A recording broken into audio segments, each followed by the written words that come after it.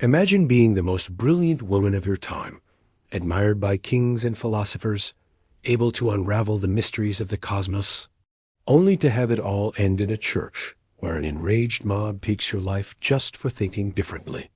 This is the true story of Hypatia of Alexandria, the scientist who defied her era and paid the highest price.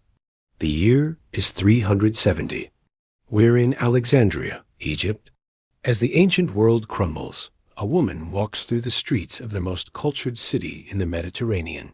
She isn't covered, she doesn't walk in silence, she doesn't lower her gaze. This is Hypatia, and she's teaching public classes on mathematics, astronomy, and philosophy. What's incredible is that in an age where women could barely read, she was redefining science. But her genius would make her a target. What you might not know is that Hypatia could have saved 1,000 years of scientific knowledge that was lost after her death. And the real reason she was murdered has nothing to do with what they taught you in school. Let me show you the truth behind one of the most brutal crimes in history. Hypatia was born around the year 350 in Alexandria, the daughter of Theon, the last known director of the legendary Museum of Alexandria, which housed the largest library in the ancient world. From childhood, her father gave her an education without limits, something truly revolutionary for the time. He taught her mathematics, astronomy, geometry, and philosophy. But here's what's fascinating. Hypatia didn't just learn. She surpassed her own father.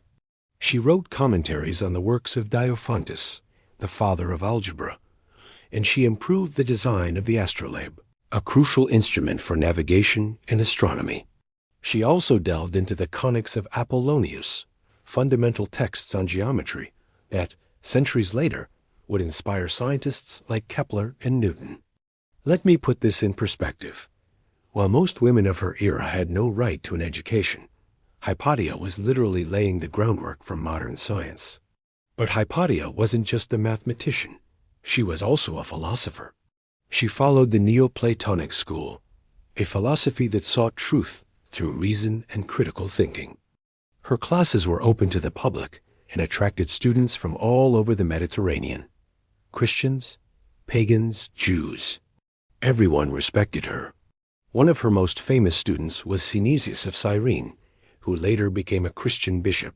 In his letters, Synesius calls her mother, sister, and teacher, and admits that everything he knew, he learned from her. Just imagine the level of respect this woman commanded. Even religious leaders considered her their mentor. Hypatia was also an advisor to Orestes, the Roman governor of Alexandria. It was common to see her on the streets, conversing with officials, mediating conflicts, and advising on political matters. In short, she had power, influence, and admiration. And in the turbulent 5th century, that was extremely dangerous. If this story is captivating you as much as it is me, I invite you to subscribe to the channel and hit that notification bell.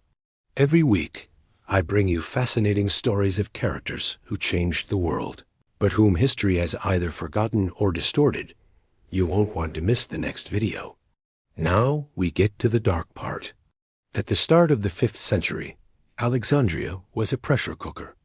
Christianity had become the official religion of the Roman Empire, and many Christian leaders were determined to erase any trace of paganism. Tensions between Christians, Jews, and pagans were at a breaking point. Into this volatile scene stepped Cyril, the new patriarch of Alexandria. Cyril was ambitious, authoritarian, and had a clear agenda: to consolidate the power of the church by eliminating all opposition. And here's the problem. Hypatia represented everything Cyril despised. She was a woman, she was influential, she was a pagan, and worst of all, she was close to Orestes, the Roman prefect who refused to submit to Cyril's authority. The tension escalated rapidly.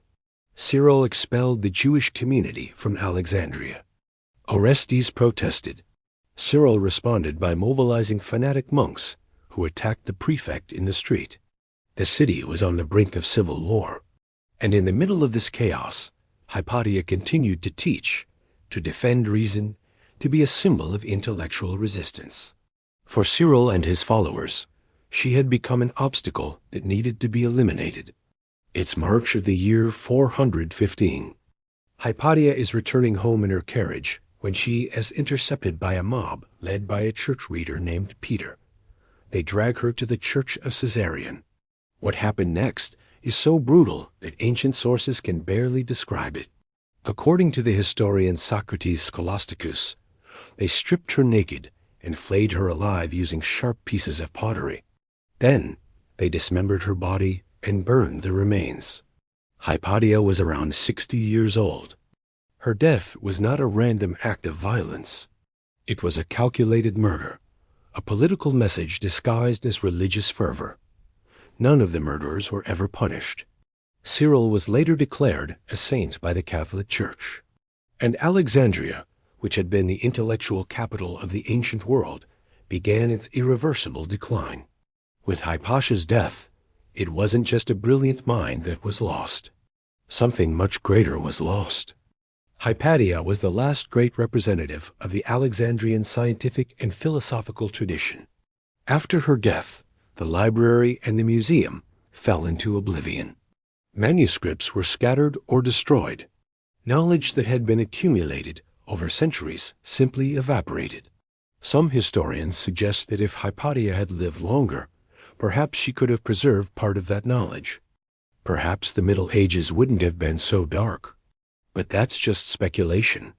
What is certain is that her death marked a turning point, the triumph of dogma over reason, of fanaticism over free thought.